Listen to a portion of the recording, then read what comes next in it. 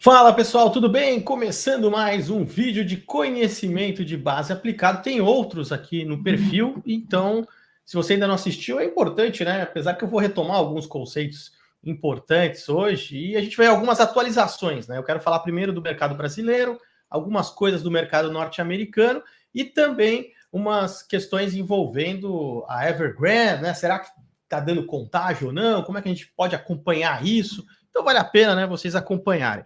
Olha só, né?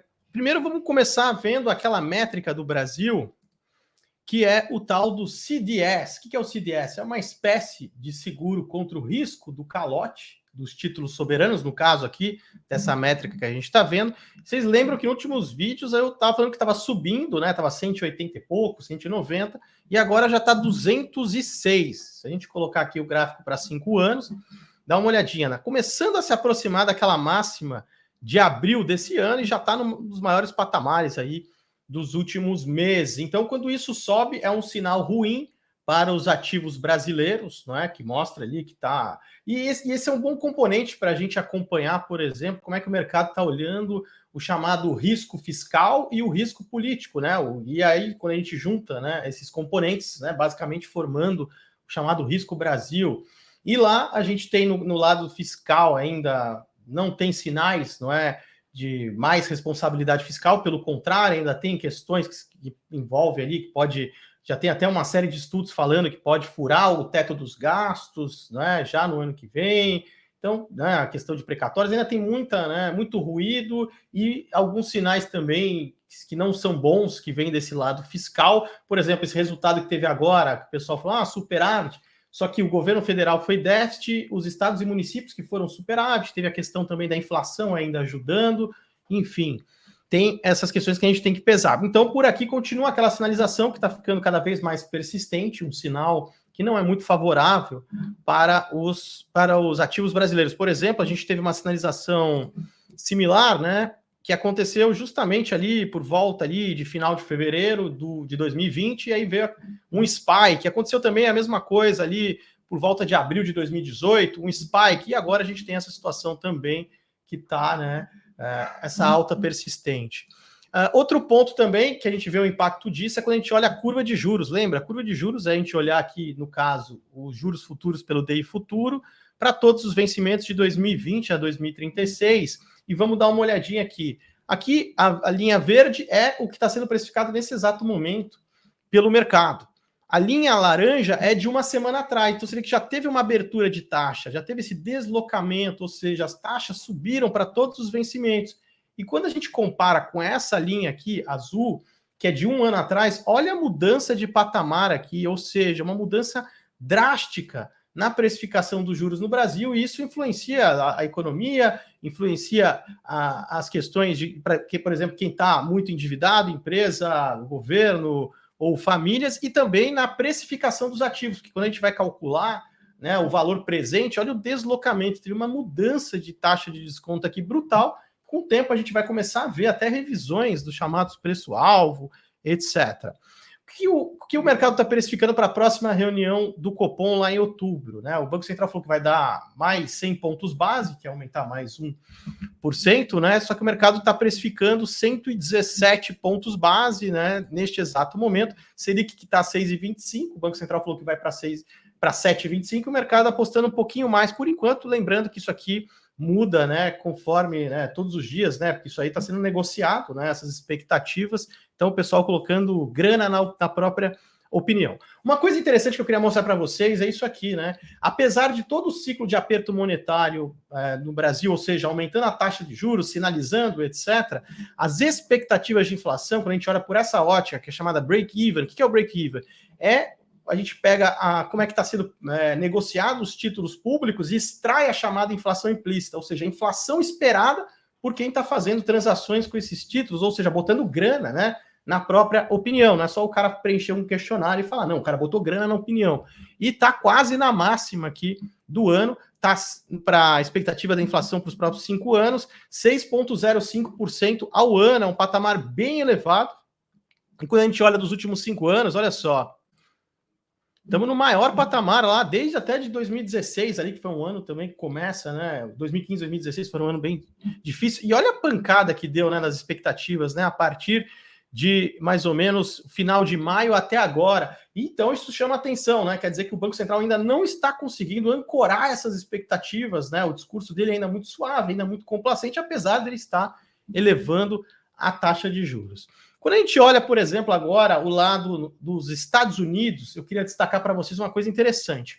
Lá você tem lá o Banco Central também enfrentando uma série de pressões inflacionárias, não é? E ele sendo complacente, falando, não, é transitório, etc. Isso vai incomodando, vai pegando, né? As pessoas começam a reivindicar, né, ajustes, né, reajustes salariais, coisas desse tipo. E além disso, eles estão com aquele programa de estímulos, que eles compram título e injetam dinheiro, né? Então, por exemplo, quando o Banco Central, o Federal Reserve, vai lá e compra um título, o que ele faz, não é? Ele está comprando, ele pega o título do mercado e dá o dinheiro em troca. Então, ele está injetando dinheiro no sistema, que é esse programa para estímulos monetários, que ele também ele estava falando que ele ia rever isso com o tempo, com muita calma, e ele anunciou que ele vai começar a diminuir esses estímulos a partir de novembro, mas a gente tem que ver se eles vão conseguir chegar até lá. Por quê? Olha só o que está acontecendo. Todo dia eles estão tendo que drenar, ou seja, tirar uma quantidade absurda de recursos, não é, do mercado interbancário, chamado reverse repo, né, as operações compromissadas. Olha a disparada que deu esse gráfico aqui, vai desde 2016, e bateu o recorde novamente hoje, né, chegou a 1,6 trilhões de dólares, que eles tiveram que tirar. Então os caras estão botando grana de um lado e tendo que tirar uma tonelada do outro. O que isso mostra? Mostra uma anomalia no mercado interbancário dos Estados Unidos e que essa taxa de juros, principalmente essa parte mais curta, né, os prazos mais curtos da curva de juros americana, está totalmente fora do lugar. Eles têm que colocar essas taxas no lugar. O Banco Central ali errando a mão, ficando muito atrasado em relação à precificação dos mercados, essa movimentação. E se a gente olha até o mercado de títulos do Tesouro, que estava meio morno por muito tempo, começou agora também a precificar, que está chegando cada vez mais próximo o momento que o Banco Central americano vai ter que aumentar os juros e também reduzir e reverter até esse programa de estímulos que eles têm. Agora, se segura na cadeira uma coisa muito interessante, né? Quando a gente vai avaliar essa questão da Evergrande, né, que aconteceu no mercado de títulos de dívida da China lá, que contagiou primeiro? Porque você tem primeiro um canal de transmissão, quando a gente vai ver em termos de contágio para mercado de títulos de dívida, que primeiro, o que contamina primeiro são aqueles de alto risco, né? O elo bem fraco da corrente. Depois vai passando por uns intermediários, com classificações de crédito, ou seja, de melhores emissores, etc. E o último, onde a coisa pega por último, tende a pegar por último, justamente é nos títulos soberanos. Só que, por exemplo, se a gente olhar o CDS da China, né? Eu posso até colocar aqui para vocês, já deu uma disparada nesses dias, mas eu quero mostrar para vocês. Será que já começou a espalhar isso da China ou está concentrado na China? Esta métrica aqui é um índice de títulos de alto risco de países emergentes. Títulos de alto risco de países emergentes, e dá uma olhadinha o que aconteceu ali, a partir desde junho vem subindo, porque o mercado chinês já vinha dando sinais ruins e meio que respingando nos emergentes, mas olha a disparada a partir do mês de setembro.